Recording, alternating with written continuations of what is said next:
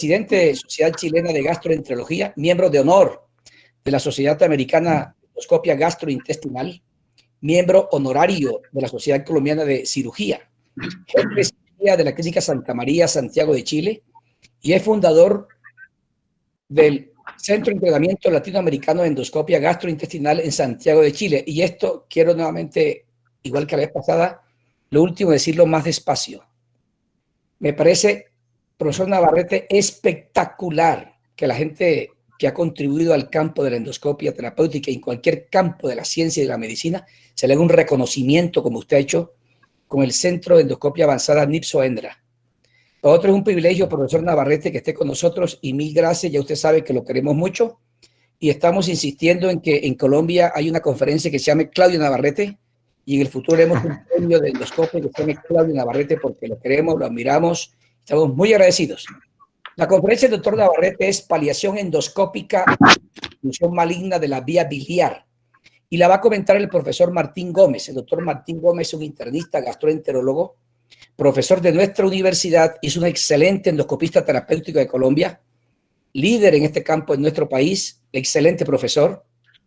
Los estudiantes lo quieren mucho, igual que sus colegas, y para nuestro servicio es un privilegio que esté el doctor Navarrete y que el profesor Martín Gómez comente la conferencia.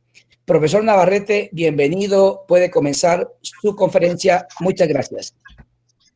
Bueno, muchas gracias a ustedes, muchas gracias a la universidad, a los organizadores, muchas gracias a Martín Gómez por acompañarnos y hacer los comentarios de mi presentación, y especialmente gracias a mi querido amigo de muchos años, profesor William Otero, por su conmovedora presentación. Pero yo tengo que decirles que lo tomen bajo inventario porque el doctor es mi amigo, así que lo que él ha dicho tiene un sesgo importante, pero se lo agradezco enormemente. Bueno, me pidieron que hablara de ictericia obstructiva maligna o neoplásica, y me voy a referir principalmente al cáncer de páncreas, y si nos queda tiempo después voy a hablar un poco de los ampulomas, porque quizás los ampulomas son la única patología en que podemos ser terapéuticos y curar al enfermo. En el resto de las ictericias obstructivas por cáncer, nuestra función es fundamentalmente paliativa, y a eso me voy a referir. Voy a centralizarlo un poco en el cáncer de páncreas, porque creo que ustedes tienen tanto cáncer de páncreas como nosotros y tienen probablemente menos cáncer de vesícula que nosotros, pero en general las cosas que vamos a hablar son aplicables perfectamente también, en la mayoría de las veces, al cáncer de vesícula. Así que paliación en cáncer de páncreas, Bogotá 2020, muchas gracias.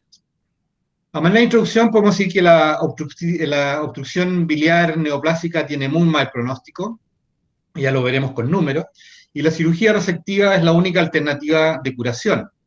Pero esto no es una opción terapéutica cuando la enfermedad es avanzada localmente o a distancia, o los pacientes están en muy malas condiciones generales como para enfrentar una cirugía grande como es la resección del páncreas o parte de él. Así que la pregunta que nos hacemos, si esto de que no sea una opción terapéutica es frecuente o no, ¿es raro o es común?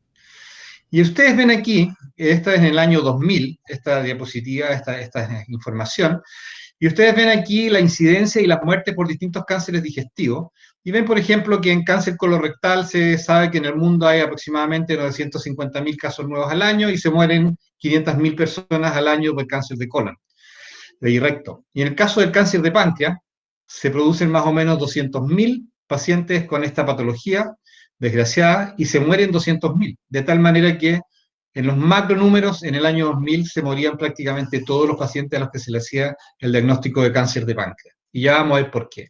Esto ha cambiado, y en 2017 en Estados Unidos, vemos aquí la frecuencia de cáncer de páncreas, eran 53.600 casos nuevos y 43.000 muertes, o sea, el 80% de los que se les diagnostica se mueren. Antes se morían todos, hoy día se muere el 80%, eso quiere decir que solo el 20% aproximadamente van a poder salir adelante de esta enfermedad, y el 80% en algún minuto de su evolución van a estar para tratamientos paliativos, o sea, de cómo poder que el tiempo de sobrevida que les queda sea de mejor calidad, pero teniendo claro que no van a poder sobrevivir para muchos años.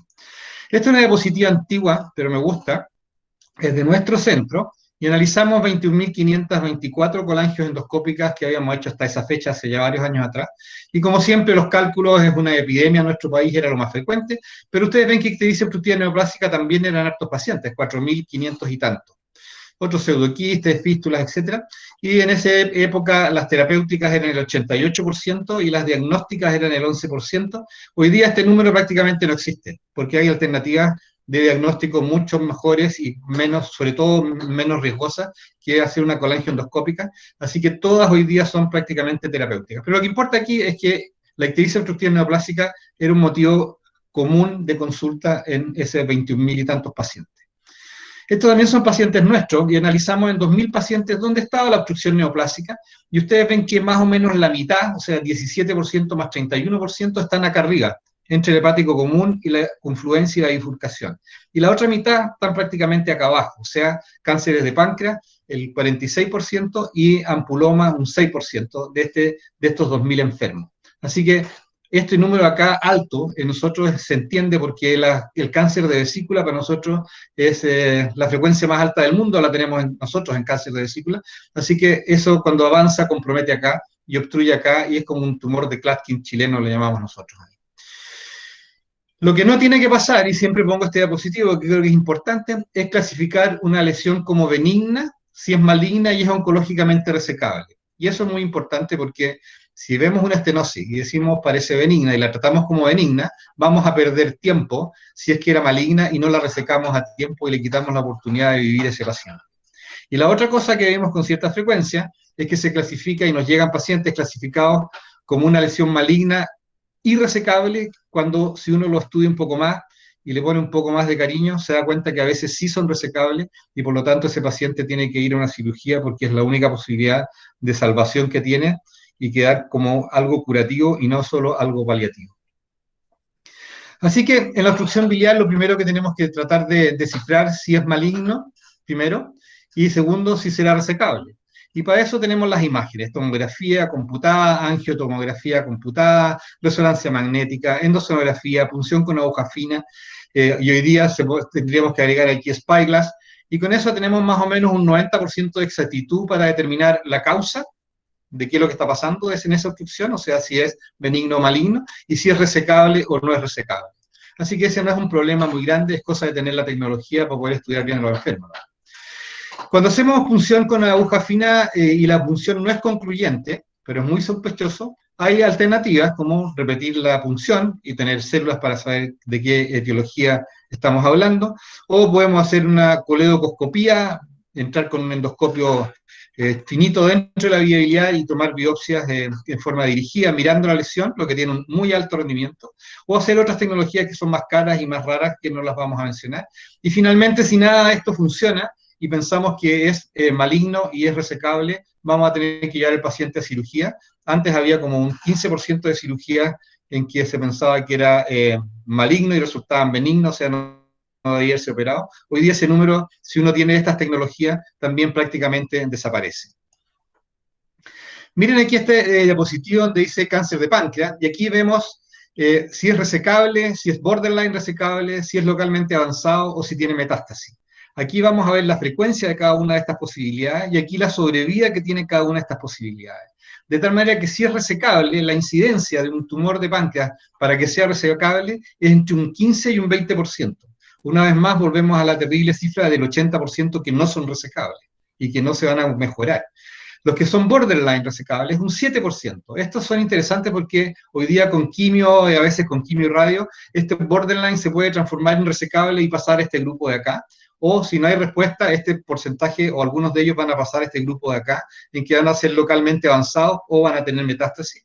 Los localmente avanzados son alrededor del 20% y los metastásicos entre 60 y 70%. O sea, todo esto obviamente no se van a mejorar y no tiene indicación de cirugía. Y la sobrevida obviamente tiene que ver con esto. Si es resecable, la sobrevida va entre un 30 y un 50% con terapia óptima. Los borderline va a depender si van hacia este lado o hacia este otro. Los localmente avanzados tienen una sobrevida de alrededor de 10 a 20 meses y los metastásicos aún peor. Esto ha ido mejorando con el tiempo porque la quimioterapia hace que la sobrevida pueda ser bastante más larga. Así que Obviamente la sobrevida y lo que vamos a hacer con el paciente va a depender si está la lesión localizada, si hay compromiso locorregional o si es una enfermedad sistémica. Pero si pensamos que tenemos un paciente y estamos en el mejor centro, donde la posibilidad de resección es muy alta, 40%, o sea, impresionantemente alto, porque selecciona muy bien a los pacientes o porque tienen cirujanos muy avesados. Y vemos que la sobrevida puede ser de 0 a 30%, y resulta que tenemos un centro donde tienen la mejor resequibilidad y la mejor sobrevida, y ese paciente va a caer acá. De 100 pacientes que llegan aquí a las mejores opciones, de 100, el 40% va a ser resecable. Y de eso, el 30% va a tener una sobrevida superior a 5 años, de tal manera que de 100, solo 12 pacientes van a ser curativos, con ese número fantástico. O sea, el 88%, una vez más, no van a ser posibles de rescatar, van a morir durante los próximos meses o años y van a tener entonces que tener algún tipo de paliación para que su sobrevida sea de mejor calidad. Así que cuando nos preguntamos si esto es frecuente, la respuesta es que desgraciadamente sí es frecuente. O sea, la paliación en el cáncer de páncreas es lo más común, lejos, muy lejos, más común que la curación. ¿Qué podemos tratar para mejorar o ayudar a nuestros pacientes a que estén mejor, a pesar de que no los vamos a salvar? Obviamente, si el paciente se infecta y tiene una colangitis, lo podemos drenar y vamos a sacarlo de esa situación. Se puede morir por el cáncer, pero no se debe morir por colangitis. Si tiene un prurito que es inmanejable, que puede ser terrible en los pacientes con cáncer obstructivos de la vía biliar, también lo podemos manejar. Si tiene ictericia, la he puesto en interrogativo, porque la ictericia, si al paciente le molesta verse ictérico, probablemente hay que drenarlo, pero si no, no lo hacemos rutinariamente, porque sabemos que drenar la vía biliar en un paciente con cáncer de páncreas, a no ser que vaya a ir a quimioterapia, no mejora las expectativas de vida y tiene obviamente un riesgo el procedimiento. En todas estas tres de acá, la respuesta es que los manejamos colocando una prótesis dentro de la vía biliar para mejorar el drenaje de esa vía biliar y tratar la colangitis, el prurito y la ictericia si es que lo decidimos hacer. El manejo del dolor, que también se presenta en un porcentaje muy importante de los pacientes con cáncer de páncreas, también lo podemos hacer por vía endoscópica a través de econdoscopía, como les voy a mostrar. Y muchos de estos pacientes, como un 16%, un 15 o 16% de estos pacientes con cáncer de páncreas, presentan en algún momento obstrucción duodenal, que también podemos tratar hoy día por vía endoscópica. Acá en este diapositivo chico, ustedes ven aquí una prótesis biliar plástica de 7 French, esa es una de 10 French, y esta es una prótesis biliar expandible. Y aquí se entiende claramente por qué estas prótesis duran más tiempo funcionando que esta, y es porque su diámetro es mucho mayor. Y lo vemos mejor acá. Acá vemos de nuevo la misma foto que vimos antes, y aquí vemos cuántas prótesis de estas hay que colocarle a un paciente para obtener este diámetro, y son un número como 20, de tal manera que colocando una prótesis expansible tenemos mucho mejor drenaje y sobre todo un drenaje mucho más permanente a través del tiempo. Así que las prótesis expansibles tienen menos morbilidad porque es solo un procedimiento y no hay que estarlas cambiando como estas de acá, y además tienen mejor permeabilidad a largo plazo y por lo tanto menor costo. Si uno suma las veces que hay que cambiar estas prótesis versus el gasto que tiene solo colocar una vez esta es mucho más costo efectiva, y hoy día habitualmente usamos prótesis expandibles en la obstrucción neoplásica de la vía biliar. Así que, en general, en prótesis en cáncer de páncreas podemos decir que siempre hay que evaluar antes la posibilidad de resecabilidad, y eso es muy importante por lo que ya comentamos, no drenar preoperatoriamente en forma sistemática si es que es posible ir a una resección, y si la etapificación así lo aconseja, a no ser que el paciente tenga colangitis, porque hay que tratar la colangitis, ya que hacer una pancreatectomía en un paciente infectado tiene muy mal pronóstico y malos resultados, o a no ser que haya que obtener tejido para un diagnóstico, como puede ser en un colangiocarcinoma, por ejemplo. Ahí entonces obviamente tenemos que hacer una papilotomía, meternos y tomar biopsia para tener un diagnóstico preciso. La otra indicación que cada día se nos viene con más frecuencia es si van a hacer neoadjuvancia preoperatoria, o sea, si el paciente va a ir a una quimioterapia para ver si es posible transformarlo en resecable o para prolongar su sobrevida a través de la quimioterapia. Y en ese caso los oncólogos nos piden siempre que el paciente tiene que ir con la vía biliar drenada y la función hepática lo mejor posible antes de empezar la quimioterapia. Cuando están con la ictericia muy elevada o hay deterioro de la función renal, también es una indicación aceptable en esos pacientes aunque vayan a ir a cirugía. Y cuando hay postergación de la cirugía y el paciente tiene un prurito muy importante. Postergación de la cirugía quiere decir que el paciente a lo mejor es resecable, pero está en muy malas condiciones, con problemas nutricionales, etcétera, y van a pasar quizás un mes antes de poder ir a una cirugía, y el paciente está con un prurito insoportable. En ese caso también lo drenamos para que esté en mejores condiciones, y al sentirse mejor probablemente también se va a poder alimentar mejor y mejorar sus condiciones generales.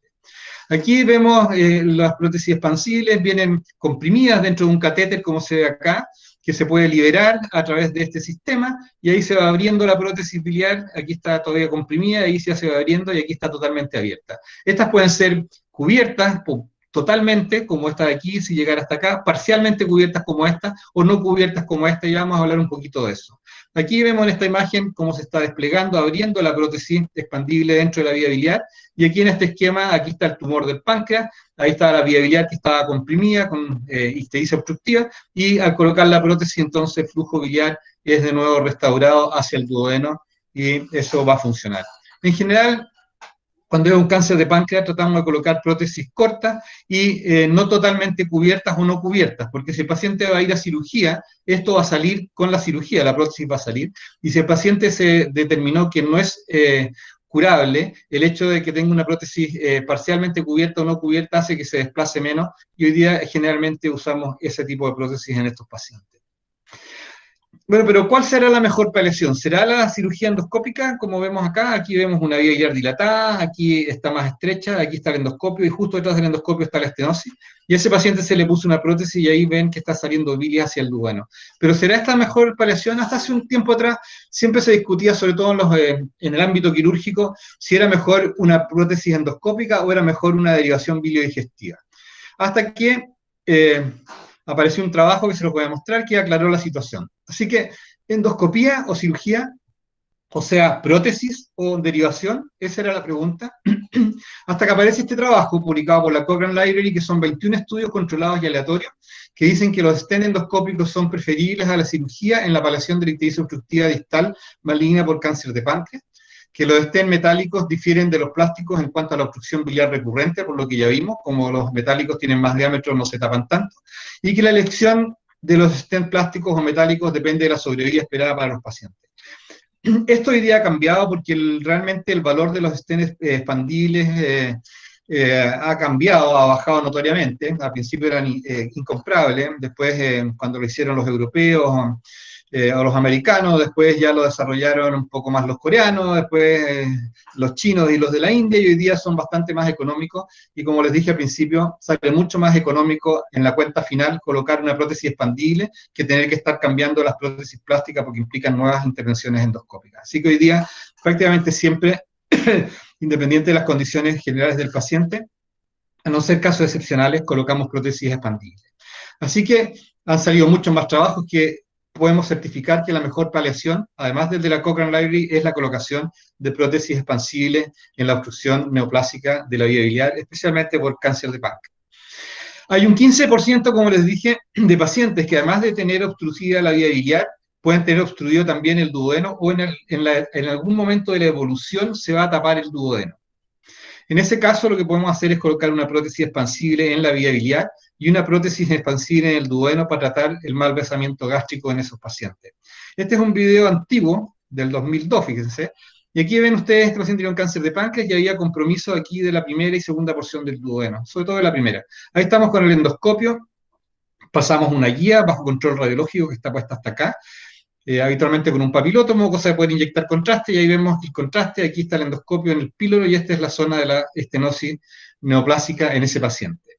Así que lo que hacemos es dejar puesta la guía, y vamos a colocar esta prótesis que está comprimida, como dije hace unos momentos, dentro de este catéter, que permite ser insertado a través de la guía, o sea, tiene un lumen, y es lo que vamos a ver a continuación.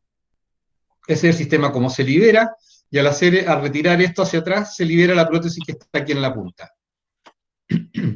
Ahí va entrando la prótesis por el canal de trabajo, donde ya estaba puesta la guía, así que la prótesis va a pasar por donde va la guía, que está por aquí.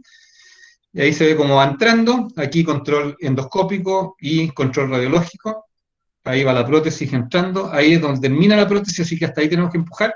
Y aquí vemos la prótesis ya pasada más allá de la obstrucción. Aquí radiología, empezamos a liberarla, se empieza a abrir acá, se va a ir abriendo hacia allá a medida que la vamos liberando, y aquí vamos a ir corrigiendo entonces la posición para que esta prótesis quede asomada en el píloro y no allá adentro donde está.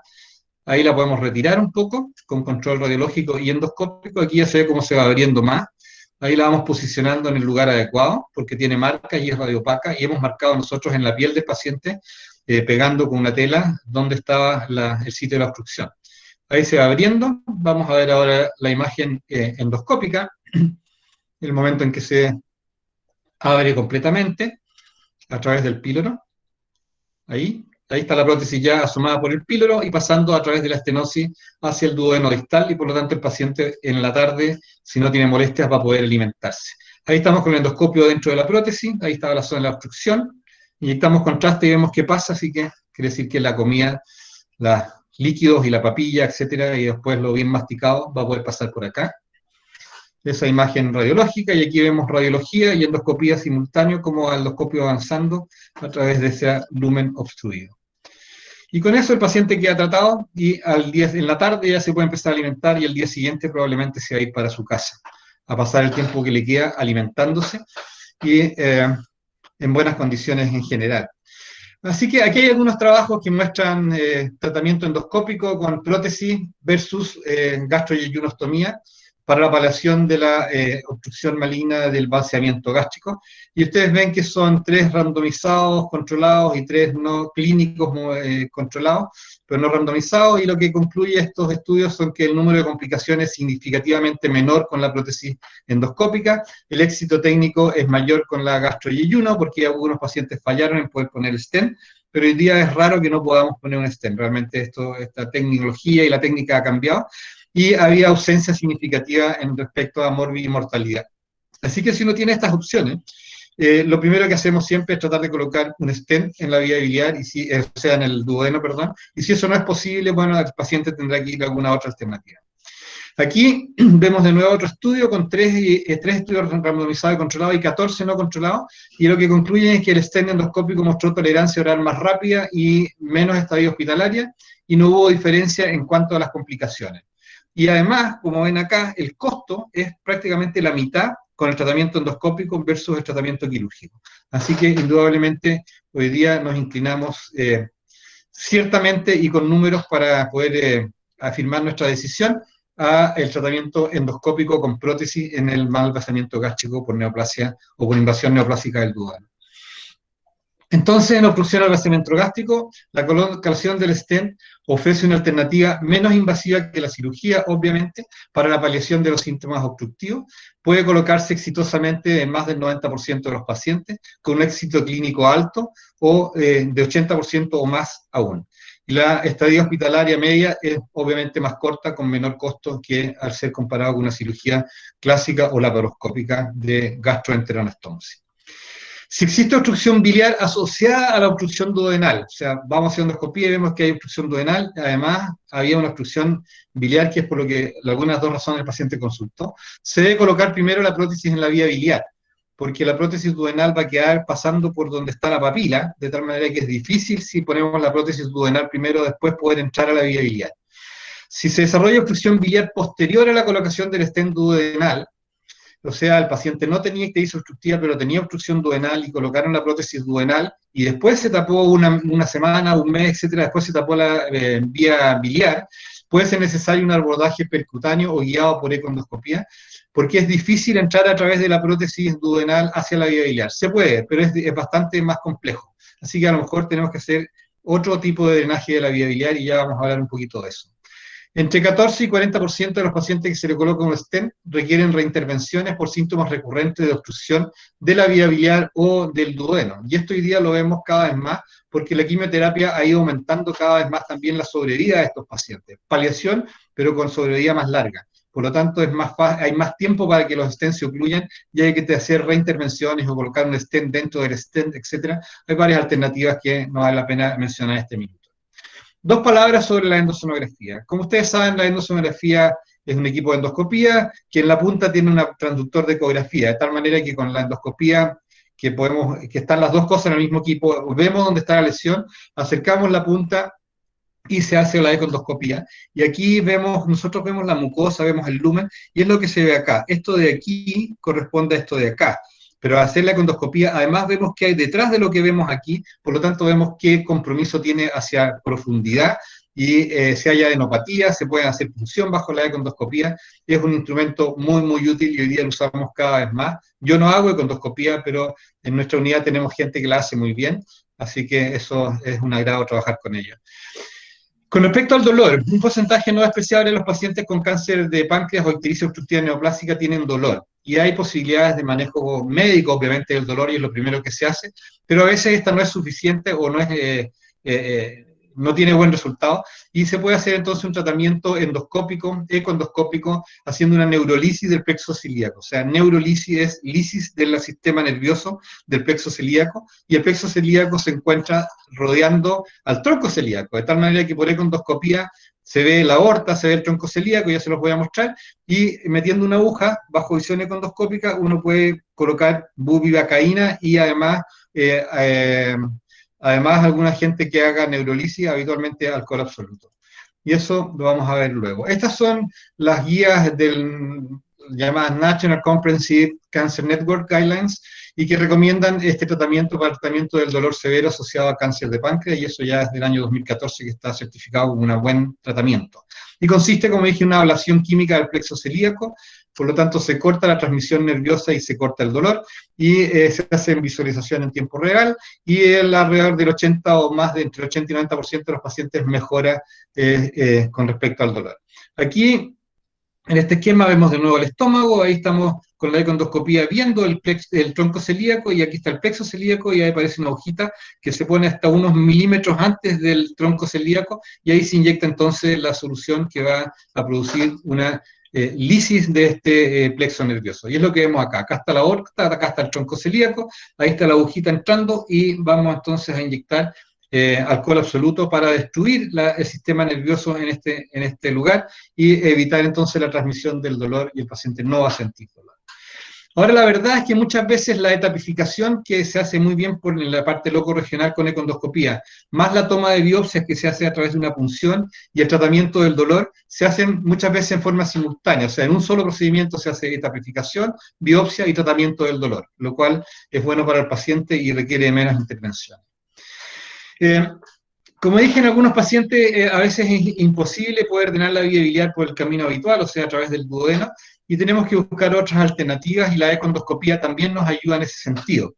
Y nos ayuda porque colocando el ecotransductor de econdoscopía en esta parte del estómago, uno puede, el conducto hepático izquierdo dilatado por la obstrucción, puede hacer una punción, como vamos a ver en un video luego, inyectar contraste, hacer una colangiografía por punción bajo econdoscopía desde el estómago, pasar una guía y finalmente dejar puesto un stent, habitualmente una prótesis expansible, no como esta, que va a comunicar el hepático izquierdo con el lumen gástrico, y por ahí se va a poder vaciar entonces la bilis y solucionar la obstrucción biliar por este camino y no por este.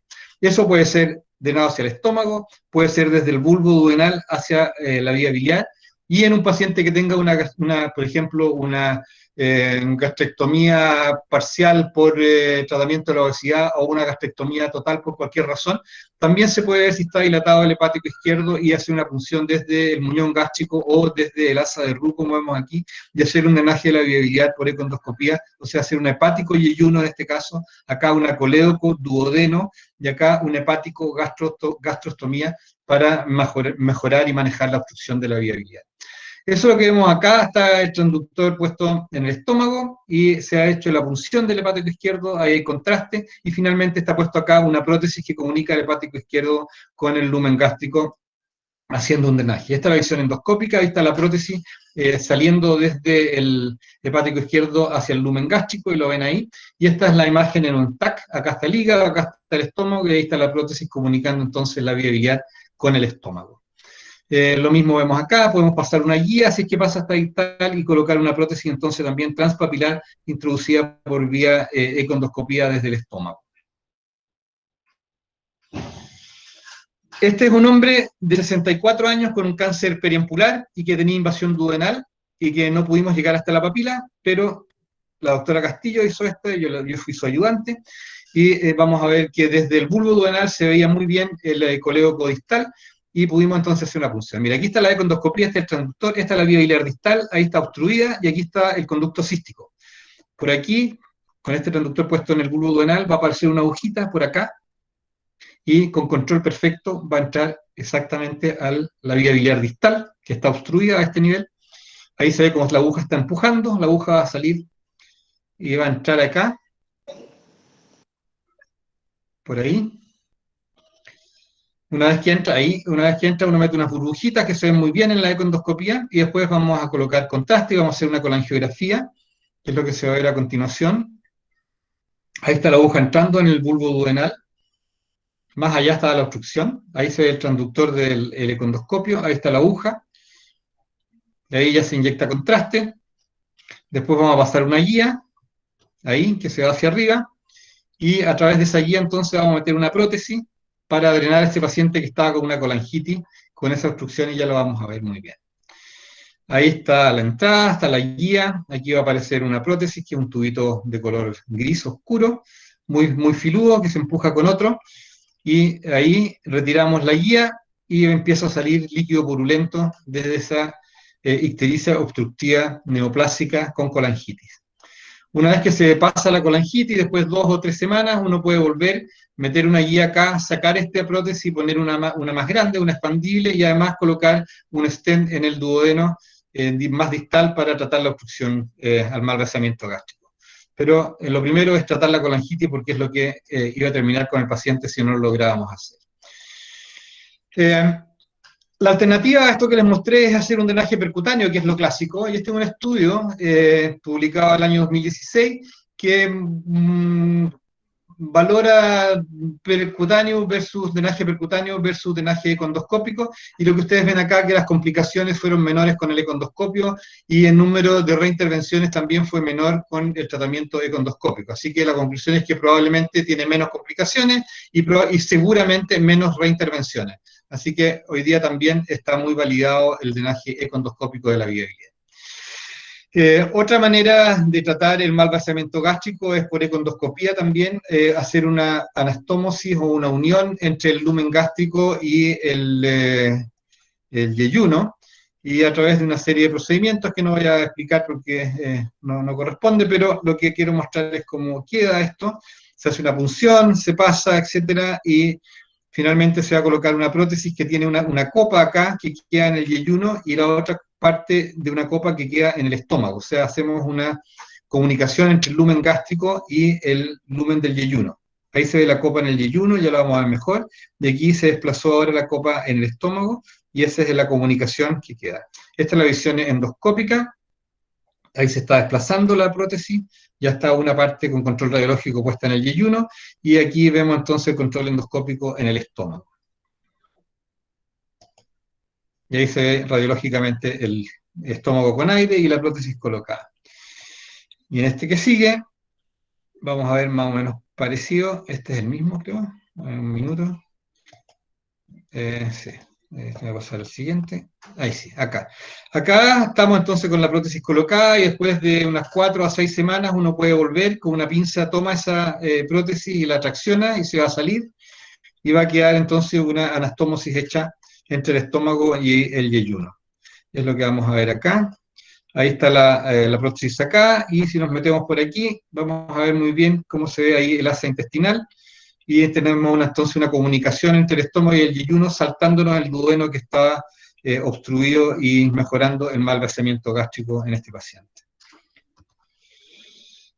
Obviamente hay otras vías de alimentación enteral, y sabemos que entre el 40 y 80% de los pacientes con cáncer presentan desnutrición, independiente del cáncer que sea, y sobre todo si es digestivo, y la desnutrición se asocia con menos sobrevida, menor respuesta al tratamiento oncológico, mayor toxicidad relacionada a la quimioterapia y peor calidad de vida. Así que esto que les he mostrado es importante. También existe la posibilidad de colocar sondas enterales, que pueden ser a través de la nariz del paciente y pasado más allá de la obstrucción, o hacer una gastrostomía y a través de la gastrostomía pasar la sonda hacia distal para que no le moleste al paciente la sonda en la nariz. Y finalmente, la indicación que a uno menos le gusta llegar es el paciente que tiene una carcinomatosis peritoneal con múltiples obstrucciones del intestino, en que no podemos solucionarlo y que está en muy malas condiciones, y en ese paciente podemos hacer una gastrostomía, como sea acá, que denominamos gastrostomía de descarga. O sea, es solo para que el paciente sienta el placer de poder tomar un poquito de agua, té, jugo, helados, etcétera, y todo lo que coma va a salir por la gastrostomía y por lo tanto no lo va a vomitar y no va a hacer retención gástrica. No le va a servir para nada para alimentarse, pero le va a servir para tener al menos un pequeño gusto de poder ingerir algo por vía oral. Así que, dentro de todo lo que hablamos, lo clásico, lo típico, lo que más hacemos en la obstrucción duodenal o malversamiento gástrico es la colocación de una prótesis duodenal, como vemos de nuevo en este esquema. Así que, como resumen, les puedo decir que los tratamientos paliativos endoscópicos y o econdoscópicos pueden mejorar la calidad de sobrevida en nuestros pacientes. Finalmente, siempre pongo este diapositivo. Antes del COVID y de la epidemia o la pandemia del COVID, decíamos que teníamos que cuidar el planeta porque los habitantes del planeta lo estábamos destruyendo y se lo estaba llevando este símbolo de la muerte. Estábamos aniquilando nuestro planeta. Hoy día el COVID nos está aniquilando a nosotros, los habitantes del planeta. Y eso ha hecho que no maltratemos tanto al planeta y el planeta se esté recuperando. Así que el mensaje hoy día con este diapositivo es que no desperdiciemos lo que el COVID ha hecho de positivo, si es que tiene algo de positivo, que es tratar de recuperar el planeta, y así es como vemos delfines en los canales de Venecia y vemos otros animales salvajes recuperando su terreno. Y tratemos de que este planeta sea más verde porque es lo que nos merecemos, lo que se merecen las generaciones que vienen, no solo los humanos, sino que los animales también, y eso tiene que ser así. Así que muchas gracias por esto. Quiero agradecer finalmente para esta presentación el apoyo y la ayuda de siempre de mis colegas que trabajamos juntos, como la doctora Cecilia Castillo, el doctor Carlos Hartz, que lo vi por ahí escuchando esta presentación que él debe haber visto muchas veces y que fabricamos habitualmente entre todos. Así que muchas gracias a ellos por su ayuda en esto. Muchas gracias. Ahí estamos listos. No sé si hay comentarios, preguntas. Excelente conferencia, profesor Navarrete. Para mí es un honor compartir auditorio, lástima que sea virtual, por lo que decimos de esta pandemia que pues no sé si sabe, pero aquí en Colombia ya nos tiene acorralados y al borde del colapso hospitalario. Realmente usted ha hecho una disertación magnífica desde lo simple a lo complejo de esta terrible enfermedad como es la obstrucción biliar maligna y específicamente el cáncer de páncreas. Yo quisiera hacer unos comentarios no muy prolongados porque queremos aprovechar su vasta experiencia con algunas preguntas. Me puse a revisar para Colombia cuál es la gravedad de la obstrucción biliar maligna y me encontré en el Globocan del 2018 que si bien el cáncer de páncreas en nuestro país es la 12ª causa, el cáncer de la vía biliar es la 13ª y el cáncer de la vesícula está en la 18ª posición. Cuando uno suma estas tres causas de incidencia, son 6.100 casos y esto sube a la 4ª posición como incidencia de malignidad en nuestro país. Y es más agravante aún la mortalidad. Imagínate que el cáncer de páncreas en nuestro país está en la 8ª posición, el cáncer de la vía biliar o hepatobiliar en la 6ª y el cáncer de vesícula en el 18ª posición. Pero cuando sumamos todos esos casos nos da 5.450 casos y solo es superado por el cáncer gástrico que está con 5.500 casos, es decir, que sería la segunda causa de mortalidad en nuestro medio. El doctor Navarrete nos mostraba de una manera magnífica cómo es la estadificación del cáncer de páncreas y la utilidad de las agujas y la punción de endosono. Definitivamente, como vimos ahora en el frustrado DDW 2020, está prácticamente ya establecido que idealmente todas las biopsias del páncreas deberíamos hacer no con punción con aguja fina, sino con agujas de punción biopsia. Desafortunadísimamente en nuestro medio son muy caras, cuestan alrededor de $500 a $600, pero esto ha hecho que se eleve la sensibilidad de detección del cáncer de páncreas, que en promedio en los mejores sitios está entre un 70 y un 80%, y los ha acercado casi que al 90%, a una posición casi que perfecta, lo cual habría que hablar con las aseguradoras si nos pagan o no estos STEMIs. También el profesor me mostraba la importancia de las prótesis. Definitivamente sí, En el cáncer de páncreas, lo ideal es tenerle, y en el cáncer de la vía biliar, una prótesis metálica. Infortunadamente, y vuelvo a esto, en nuestro medio son aún muy costosas, alrededor de $1.000 vale una prótesis metálica, y lo estamos viendo ahora en esta pandemia de COVID, que los que hemos tenido que seguir trabajando por la vía biliar, por las colangitis, estamos yendo a los servicios casi todos los días a recambiar prótesis plásticas, porque ya los abuelos no aguantan más con estas prótesis, porque nunca pudimos convencer al servicio que sistemáticamente nos den estas prótesis metálicas. Durante una revisión que hicimos de lo mejor de la DDW 2020, un congreso que hicimos aparte, un capítulo había de la vía biliar, y allí encontramos que se presentaron alrededor de 44 resúmenes específicamente de este punto.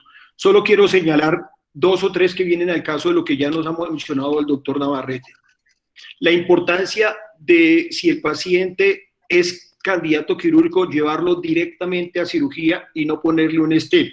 Los doctores del grupo de Agua, el doctor Chamberlain, expone un trabajo muy bonito en el cual comparó 32 pacientes que no se les intervino la vía biliar, que iban a ser llevados a Whipple, versus 70 pacientes a los cuales sí se les hizo una CEPRE y se le puso stent, y mostraron justo antes de la cirugía cuál era la bacteriología del líquido biliar, encontrando que el 60% de esos líquidos biliares que se manipularon estaban contaminados o con enterococo, o con cándida, o con E. coli, lo cual nos da la importancia de lo que dice el profesor de Navarrete, de que si el paciente ya lo estadificamos y es candidato quirúrgico, que se vaya directamente a cirugía, pues teniendo en cuenta las 4 o 5 excepciones que él ya nos mostró que son muy importantes.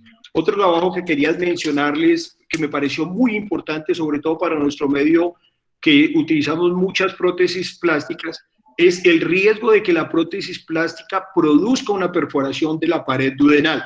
Y para eso quería anotar el trabajo de los grupos de Holanda del profesor Marco Bruno, en el cual él hizo un recuento de sus últimos 6 años de colangiografía y mostró que en 2.400 CPRs, en las cuales en 1.200 pacientes, el 51% de esos pacientes les pusieron algún momento una prótesis plástica, y él encontró que en los pacientes que la prótesis plástica se ponía por una estenosis muy alta, en que el tamaño de la prótesis era mayor de 12 centímetros, o que la estenosis alta era maligna, el 5% de esos pacientes podía presentarse una perforación del duodeno, y él anota ahí que debemos tener en cuenta esa complicación, y muchas veces no la tenemos durante el consentimiento informado, porque se puede presentar, y me pareció un porcentaje muy, muy alto. Quiero terminar ahí mis comentarios y aprovechar las preguntas que ya estoy viendo que son muy abundantes, y aprovechar a nuestro excelente invitado. Entonces vamos a empezar aquí. Vamos a ver. Bueno, excelente el comentario, ¿eh? Excelente el comentario, realmente muy bueno. Espero que esto quede grabado, cosa que podamos revisarlo después. Y creo que tienes toda la razón en todas las cosas que comentaste. Y con respecto a la frecuencia, es interesante porque una cosa es la frecuencia de la patología y otra los que se salvan y los que se mueren. El cáncer gástrico tiene más frecuencia, pero también se salvan mucho más pacientes. El cáncer de ictericia fructífera neoplásica quizás tiene una frecuencia menor, pero se mueren la mayoría, de tal manera que es una enfermedad mucho más dramática, aunque sea un poco menos frecuente. Yo creo que eso es importante también. Pero estoy totalmente de acuerdo con todos tus comentarios. Con respecto a lo de la prótesis que puedan perforar, es cierto, nosotros hemos tenido pacientes que se luxa la prótesis y perforan la pared frente del duodeno, frente a la papila, y hacen colecciones retroperitoneales que se infectan, y incluso se nos murió un paciente hace algún tiempo, ya harto tiempo con eso. Una posibilidad, obviamente, es colocar una prótesis tipo pigtail, que aunque se desplace nunca va a perforar porque termina forma redonda, y es una opción. Pero como dije también, hoy día yo creo que la gran mayoría de las veces estamos colocando prótesis expandibles, que es bastante más difícil que aunque se desplacen que perforen, porque son mucho más blandas, y lo que pasa es que se pueden ir por el intestino y no van a perforar en general. Así que eso lo manejamos de esa manera. Muy bien, escucho preguntas. Muy bien, profe. Aquí empieza uno de sus más brillantes exalumnos, el doctor Jesús Antonio Rodríguez. Pregunta: en el tumor de Klatskin, ¿en cuáles casos usted hace primero un drenaje percutáneo previo al drenaje endoscópico para asegurar la vía biliar en caso de la falla de la colangio? para así evitar una colangitis. Uno hace el intento de colangiografía de CEPRE primero y el percutáneo en caso de fallar, pregunta doctor Rodríguez. Sí. Bueno, una buena pregunta. En general, obviamente cuando hay un tumor de Clactin, lo que uno no quiere es contaminar la vía biliar, porque si no la puede dejar de nada, va a fabricar una colangitis en un porcentaje importante por el contraste que metió. Así que lo que hacemos es que como hoy día todos esos pacientes tienen una resonancia, tenemos un mapa, tenemos un GPS puesto ahí y nos dice dónde está la obstrucción y cuánta obstrucción hay, si es de conductos principales, izquierdo y derecho, o de ramas secundarias. De tal manera que lo que hacemos desde el punto de vista práctico es que entramos con el papilotomo y con la guía y avanzamos la guía, y una vez que la guía pasó el sitio radiológicamente, el sitio de la estenosis, ahí nosotros avanzamos con el papilótomo y inyectamos contraste donde sabemos que ya tenemos la guía. Por lo tanto, vamos a estar seguros que vamos a poder dejar drenado donde hemos contaminado. Lo que no hacemos, para que se entienda bien, es inyectar contraste desde abajo, porque si entramos en los dos hepáticos y después no podemos dejar drenado alguno de ellos, ya va a estar contaminado y vamos a fabricar una colangitis. De tal manera que primero la guía, después avanzamos al catéter, una vez que tenemos la guía puesta sobre la estenosis, según el mapa que tenemos por la colangioresonancia, ahí inyectamos contraste y ahí colocamos la prótesis.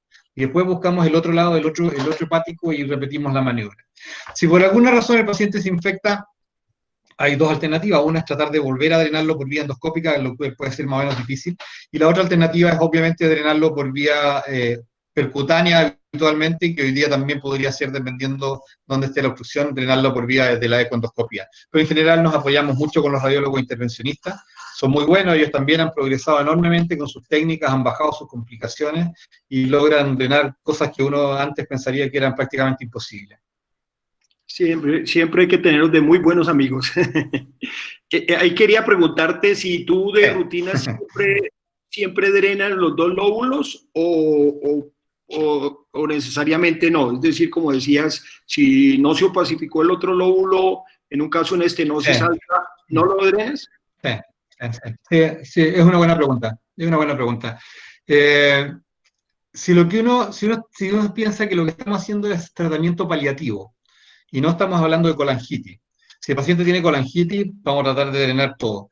Si el paciente lo que le mueve es un prurito o la ictericia, en teoría basta con drenar la mitad del hígado para que pase el prurito y pase la ictericia. O sea, con medio hígado es capaz de depurar los problemas y tratar esas dos situaciones de conflicto para el paciente. Igual siempre yo creo que existe un cierto riesgo en que aunque uno no se meta con el otro lado del hígado, se puede hacer una colangitis por dejar un lado no drenado. Así que lo que yo hago habitualmente es tratar de colocar una guía en cada conducto y después dejar una prótesis a cada lado y dejar, ojalá, todo el hígado drenado lo más posible. Eso es lo que hago. ¿Has tenido oportunidad? Habitualmente, cuando es una estenosis alta, la mayoría de las veces ponemos prótesis plástica, pero a veces también podemos poner prótesis expansibles una a cada lado y también funcionan muy bien. Es más caro, ¿no? ¿Y esas serían no recubiertas o parcialmente recubiertas? Habitualmente, cuando ponemos prótesis expansibles, yo prefiero que sean no cubiertas. Porque las prótesis, sobre todo cuando son altas, porque cuando la obstrucción es alta y la prótesis por lo tanto es larga para llegar hasta el duodeno y es cubierta, la posibilidad de que se luxe por ser cubierta hacia el duodeno y no drene es bastante alta. De tal manera que prefiero una no cubierta para que se fije bien. Si se llega a meter tumor dentro de la cubierta, bueno, y tengo la prótesis, le puedo meter otra prótesis dentro de esa o meterle un pigtail dentro de esa y drenar la viabilidad. Pero en general yo te diría que prefiero las prótesis no cubiertas, aunque tengan riesgo de invadirse por tejido tumoral. Si uno tuviera la posibilidad de radiofrecuencia, como hoy día hay radiofrecuencia para la viabilidad, lo que puede hacer si se tapa la prótesis no cubierta es meter el catéter con la radiofrecuencia y hacerle radiofrecuencia dentro de la prótesis y con eso va a quedar de nuevo la prótesis permeable por un muy buen tiempo nuevamente. Es una buena opción. Esa es una de las opciones de la radiofrecuencia actual, exacto. El doctor Luis Guillermo Guerrero pregunta si ha tenido casos de fractura del stent o de un stent. Sí, hemos tenido, es raro, tuvimos al comienzo con una marca que usamos y bueno, avisamos y hubo ciertos cambios y se mejoró el sistema. Si tuviera una hoy día, y estamos hablando de una estenosis maligna, obviamente, en general no le haría mucho empeño en sacar lo que queda, porque no importa que quede un cuerpo extraño si uno va a lograr pasar a través de ella y colocar una segunda prótesis. Así que no me va a molestar mayormente. No haría mucho empeño en meter pinzas de cuerpo extraño y traccionar, sobre todo si es una prótesis no cubierta, porque va a costar mucho poder bajarla. Así que en general, si se fractura una prótesis, lo que hago es tratar de meter otra prótesis por dentro de esa que está fracturada. Creo que es más rápido y más fácil y menos riesgoso. Lo saluda otro exalumno, el doctor Alberto Cabadán, que está en la ciudad de Cali. Y el doctor Denis Castro de Venezuela nos pregunta, en cáncer de páncreas irresecable con vesícula in situ, ¿qué tipo de prótesis autoexpandible utiliza? Sí. Bueno, ahí la respuesta formal, es decir, si tiene la vesícula in situ y ponemos una prótesis cubierta, existe más riesgo de que haga una colecistitis aguda. Pero la verdad es que hay trabajos que demuestran que eso no es tan así. O sea, uno en teoría podría colocar una prótesis totalmente cubierta. Pero como dije al comienzo, cada vez me gustan más las prótesis no cubiertas. No porque obstruyan o no obstruyan, sino porque no se desplazan, o se desplazan mucho menos. Así que la respuesta mía es que yo prefiero usar prótesis no cubiertas para que no se desplace la prótesis y para que exista un mejor drenaje de la vesícula a través del conducto cístico. Y en caso de no ser recubierta y que el tumor crezca nuevamente y la tape, ¿tú recomiendas poner otra prótesis sobre esa? Claro, va a depender de cómo está el paciente, porque ya va a haber pasado algún tiempo, probablemente van a haber pasado unos 3 o 4 meses, o quizás más, quizás 6, y si el paciente está en muy malas condiciones, está con ascitis, etcétera, probablemente le voy a poner una prótesis doble pigtail por dentro de la prótesis expandible que ya le pusimos, y con eso va a tener un drenaje del tiempo de sobrevida que tiene el paciente. Si el paciente está en buenas condiciones, le pongo una nueva prótesis expandible por dentro de la que ya tenía puesta, y con eso va a solucionar el problema de la obstrucción neoplásica de la prótesis. Muy bien. El doctor Víctor Marulanda pregunta, doctor Navarrete, ¿qué longitud promedio se debe usar de prótesis autoexpandible en la obstrucción distal? En general, como concepto general, mientras más diámetro tiene la prótesis y más corta es, más permeabilidad tiene. De tal manera que si tenemos un paciente con un cáncer de páncreas, probablemente el cáncer de páncreas va a estar a unos 2 o 3 centímetros de la papila y va a medir probablemente 1,5 centímetros de obstrucción. Le pondría una prótesis máximo de 6 centímetros de largo, cosa que quede en buena posición y que si por alguna razón ese paciente después de la quimio pasara a ser un paciente resecable, también es importante que la prótesis no llegue hasta muy arriba, cosa que cuando se haga la pancreatovenectomía, la anastomosis de la hepático yeyuno sea en tejido del hepático sano y no inflamado por la presencia de la prótesis.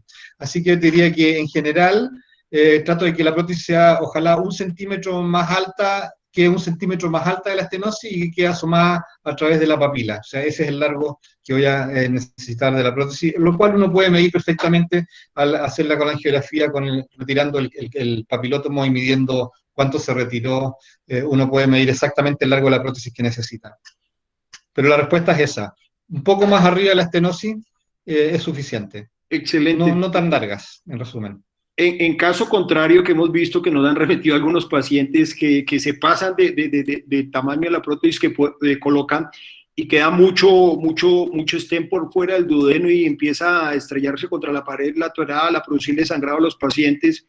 ¿Qué método recomiendas tú para cortar ese excedente de prótesis y tratar de mejorar eso? Sí.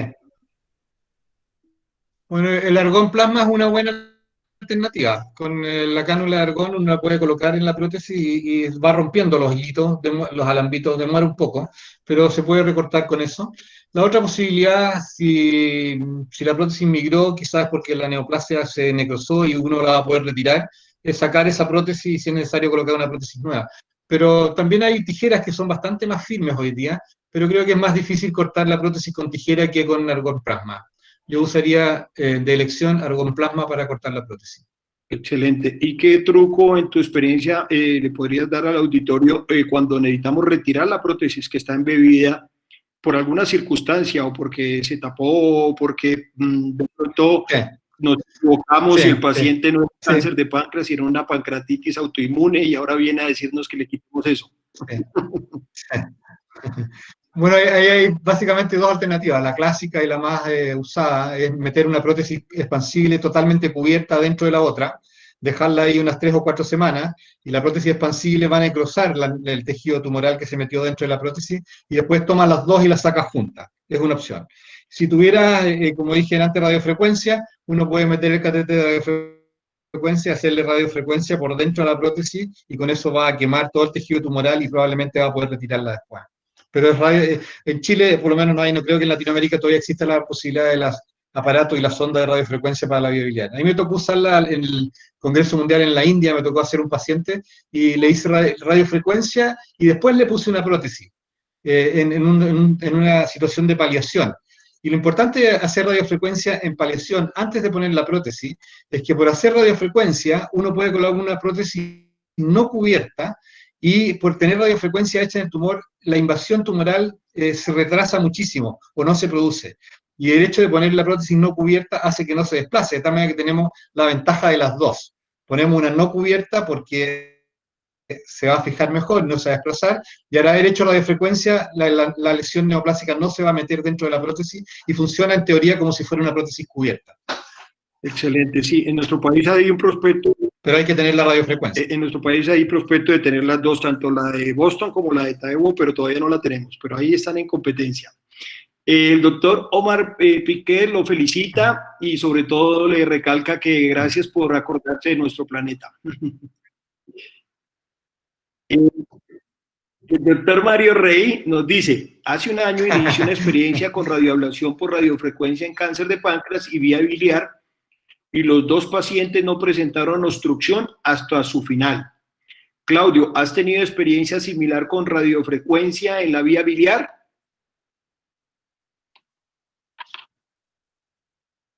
Por casualidad hacer en el Congreso Mundial de la India hace algunos años atrás.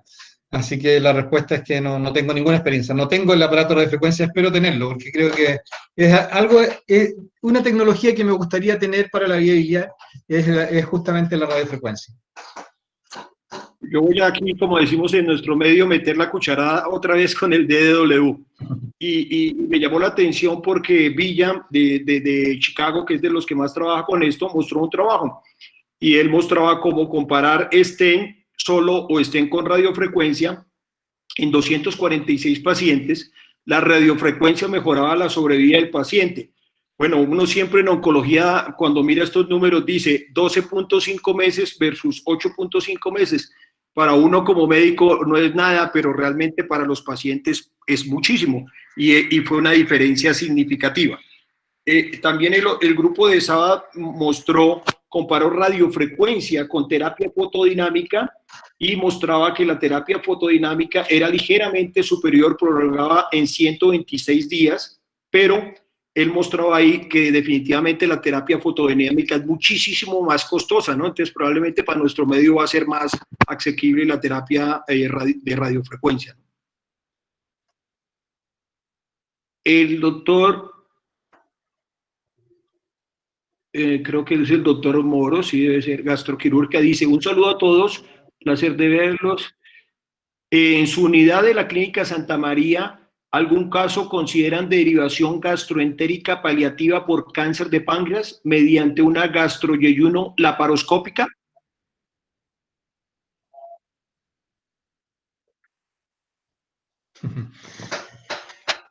Sí, bueno, obviamente nosotros trabajamos como equipos y tenemos reuniones biliopancreáticas donde están los distintos especialistas, radiólogos, laparoscopistas, cirujanos, etcétera, etcétera. Y es una opción, es una buena opción. Ahora, indudablemente, si uno lo puede hacer, si uno puede colocar una prótesis duodenal y evita la laparoscopía y la gastroentero, prefiero poner la prótesis duodenal. Por otro lado, estamos cada vez avanzando con los procedimientos de endoscopía, pero que pueden resultar bastante caros todavía. Pero indudablemente la gastroentero laparoscópica es una buena opción y uno debe tenerla en cuenta. El problema en general es que las derivaciones del estómago al yeyuno muchas veces no funcionan muy bien. y el paciente sigue con síntomas. Lo que también pasa con las prótesis duodenales, pero en menor frecuencia que la gastroentero, y no sabría exactamente por qué. Quizás porque al no injuriar el estómago, la motilidad gástrica sigue manteniéndose un poco mejor, que no alteraría, por lo tanto, eso, el hecho de colocar una prótesis duodenal. Pero es una opción que uno tiene que tener, y si no tiene la posibilidad de la endoscopía, etcétera, o todavía no hay números como poder decir que es mejor o no, es una opción que uno tiene que optar por ella. Es una buena, obviamente la laparoscopía es una cirugía maravillosa en baja morbilidad, cero agresividad o muy mínima, recuperación muy precoz de los pacientes, y es una opción que uno puede tener en cuenta, indudablemente. Excelente, excelente. Yo creo que como tú mostraste lo de la ecuendoscopia, definitivamente, muy probablemente ese es el futuro o futuro ya cercano. El problema es que en nuestro país no tenemos las prótesis yo-yo de 20 milímetros, que es la que se recomienda para darle una buena capacidad de esto. El doctor Víctor Arbeláez nos felicita, perdón, lo felicita y dice, quiero comentar que presenta una tendencia a usar neoayudancia aún en cáncer ductal de páncreas, anatómicamente resecable por la alta incidencia de micrometástasis aún en lesiones pequeñas. Sí, definitivamente eso es verdad en el sentido de que ya se considera que el cáncer de páncreas es una enfermedad sistémica, entonces aún no estando avanzado les dan quimio. Dice el doctor Jesús, nuevamente, ¿cree que el Spyglass ayude a pasar las guías en los Klaskin y de esta manera ayude a colocar las prótesis? Obviamente que sí, eso es seguro que sí, porque obviamente uno con el Spyglass pone la guía en el sitio preciso que quiere. Además, por el Spyglass puede inyectar contraste, o sea, puedes tener visión directa, radiología con contraste y colocar tu guía donde tú quieres hacerla entrar. Indudablemente, cuando no es posible canular el conducto que uno quiere con la técnica convencional, el Spyglass es una muy buena alternativa. El problema es que sigue siendo bien caro, pero hay que tenerlo en cuenta. Estoy totalmente de acuerdo con eso. Bueno, a nosotros nos llega ahora, la próxima semana nos regalan un Spyglass, así que si tienen pacientes nos pueden mandar para Santiago. Con todo cariño. Y nos llega al hospital público, que es muy importante. Súper, excelente. Nosotros llevamos haciendo Spyglass hace unos 8 o 10 años.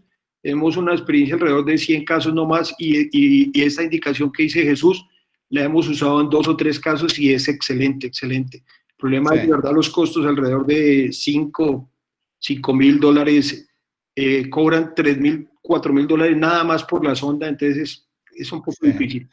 Yo diría que probablemente para nosotros hoy día el Spyglass, la mejor indicación que tiene o la más común es poder hacer el diagnóstico diferencial entre benigno y maligno, y sobre todo diferenciar colangiocarcinoma de colangitis esclerosante, porque son dos entidades que obstruyen la vía biliar, pero que no tienen una masa alrededor.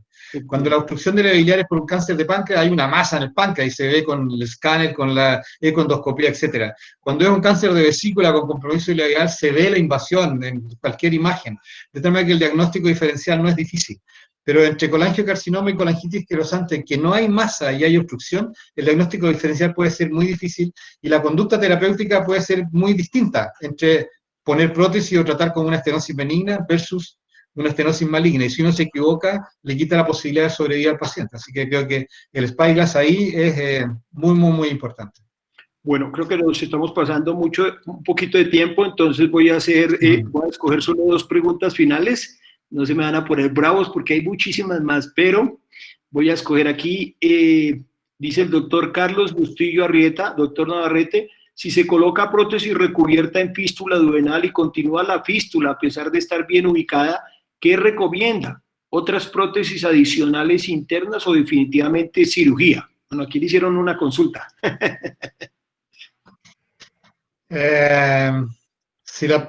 En la descripción, hola Carlos. Carlos fue ex becado nuestro y lo quiero mucho y somos muy amigos.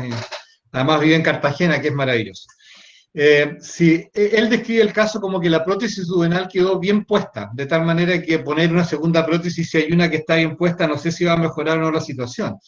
Por lo tanto, probablemente ese paciente debería trataría primero de ponerle una buena sonda enteral para ponerle aspiración, etcétera, manejarlo por ese lado, y si no funciona, indudablemente el paciente va a tener que ir a cirugía.